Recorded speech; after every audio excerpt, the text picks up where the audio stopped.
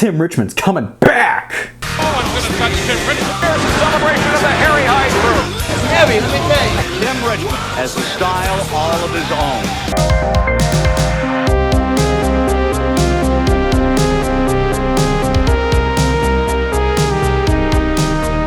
Hello and welcome to I Want to Believe NASCAR. I'm your host, James. It was somebody's birthday recently. It was Tim Richmond's birthday. Happy birthday, Tim. And in honor of his birthday, Hendrick Motorsports announced that Alex Bowman will be running a throwback Tim Richmond paint scheme at the Darlington Throwback Weekend. This is epic. The last Southern 500 on Labor Day for the foreseeable future. And Alex Bowman's probably going to run the sickest looking paint scheme by far this year. In my opinion, I feel like this is the best throwback scheme and probably one of the best schemes of 2019. It's minimal, it's simple, and here it is.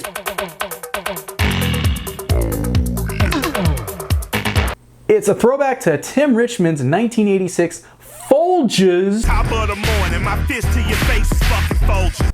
T.G. Shepard, Chevrolet Monte Carlo, the number 25 he drove for Rick Hendrick and Hendrick Motorsports. The first time Hendrick Motorsports expanded to a two-car effort. This car actually has the gold numbers. Tim only ran gold numbers for 6 races in 1986, the first 6 races, and then they switched over to the iconic white number 25. And also the typography of the font and the design of the number changed on the 25 too. So it's really interesting to see the homage to the gold car, kind of like the original Hendrick Motorsports second car, and really great to see Alex Bowman in it too. Alex Bowman had a great run last year in the Southern 500. I thought he could have won it. Yeah, that all orange 88 car last year, I thought it was pretty sharp for Southern 500 weekend, but wasn't a throwback scheme. This year it's good to see that he's got a throwback scheme on the car, and it could bring him some great luck. I don't know. He might win the Southern 500. He's got the coolest looking car. He's got Rick Hendrick behind him. Tim Richmond won at Darlington too in 1986. So 32 years later, you know, Tim Richmond's car gets back into victory lane. And honestly, if you think about it, last couple times Tim Richmond ran that Reg Folgers car, the last 2 times, he did win in it. So I don't know, added pressure. Either way, I think it's sharp. It's super minimal. I love the red on it. I like the accents of the gold on the hood for Axalta to do that, kind of to pay homage to the sponsorship design of the car. It was really cool. I like the white on the side. I wish it had some kind of drop shadow or beveling, you know, stroke behind the Axalta on the side, kind of like how it did back in the day on the Folgers on the quarter panels, but I mean, other than that, it's pretty spot on. The minimal gold in the side skirts is perfect, just the right amount. Because mainly the car was really red and it just had very, very light gold accents. So it's pretty period perfect. It's spot on. It's actually the second time Hendrick Motorsports has thrown back to Tim Richmond. Back in 2011, Mark Martin ran that 25 car in the All-Star race when he didn't run the 5 car because Jimmy Johnson ran the 5 car. That was my favorite Tim Richmond paint scheme because of the number. The number, that's the iconic 25 that I loved to see. I mean, not to say that I saw it back in the day, because I definitely didn't. I was not born when Tim Richmond was racing. But when I watch footage of Tim Richmond, that's the number I know is that iconic 25. He was my favorite driver of the 80s, so it's probably the coolest thing for like the younger generation of NASCAR fans who are like, yeah, still like from 25 and younger, who never were able to learn about Tim Richmond or experience his life, can now learn about it and get this like piece of history on track. And it's good probably to see what will come of it, you know? Tim's career was interesting in NASCAR. He had an 8-year career with 185 starts, 13 wins. I mean, he drove for guys like J.D. Stacy. He drove that 27 old Milwaukee car, that Pontiac. The thing was pimping. But his best success came in that 25 car for Hendrick Motorsports, even though he was in it for like a year and 2 races. Like seriously, he had great success. 9 wins, 7 in 1986, 2 in 1987. He had such great raw talent. And you hear about drivers nowadays like Tony Stewart talking about Christopher Bell and Kyle Larson, drivers who have this raw talent that just get in a car and they just know what to do. Any car, like Robbie Gordon as well, raw talent driver. Tim was that because he came from a background where he wasn't a driver when he grew up. He was just a pretty well-off kid in a decent family who had a good business, and he started racing when he was in his 20s. Just started, and he realized he had this raw talent and he could wheel a sprint car.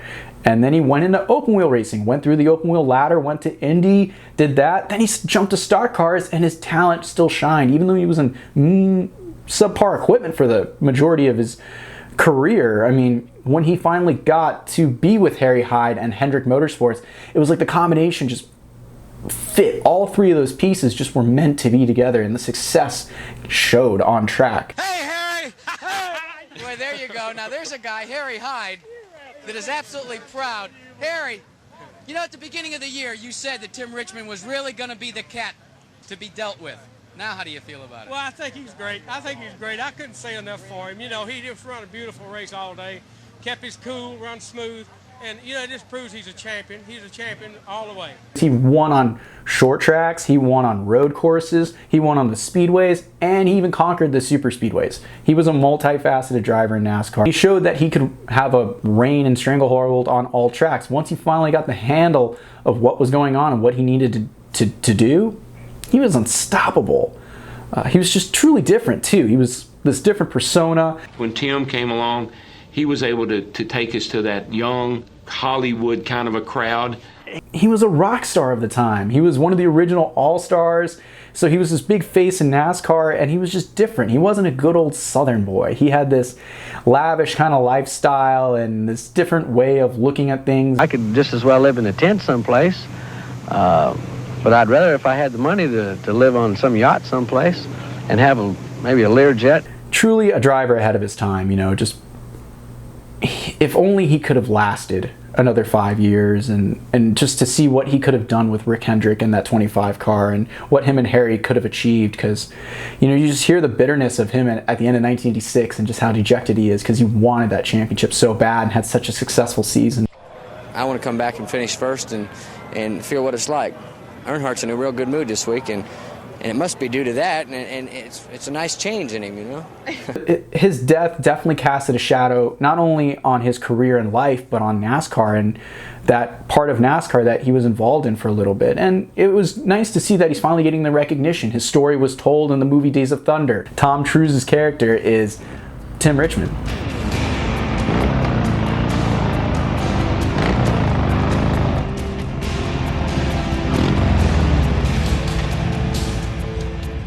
It's great to see that he's gotten that recognition too, being on NASCAR's 50 Greatest Drivers list. In 1998, NASCAR gave him that honor. For the short career that he had, he definitely made an impact, not just on the track, but with his persona and his personality. He was transcending a lot of different, you know, arenas and areas of media and culture that a lot of NASCAR drivers weren't really focusing on at the time. He was in front of the camera doing interviews, being on the Hollywood sets, talking to the different people. For Hendrick Motorsports to be honoring Tim shows that the legacy that he left on Hendrick Motorsports was important. We didn't see a driver like Tim at Hendrick Motorsports until we saw Jeff Gordon. You know, one day Tim Richmond will be honored with being in the NASCAR Hall of Fame, and I'll be excited when that happens. He should be praised for his raw car control, his natural talent, and just his persona. He was Hollywood. Now, Hollywood Tim Richmond, this is a real change for you. What are you trying to prove? Here they are going to turn one, the crowd on their feet all the way around. One thing Taylor Earnhardt and Tim Richmond will do is give the fans their money's worth. I'm trying to prove that I was put on this earth to have fun, to succeed at the fun department. And Tim Richmond goes into the lead. Tim Richmond begins to stretch it out. Across the finish line to win the Firecracker War. Tim Richmond victorious. Back from the dead.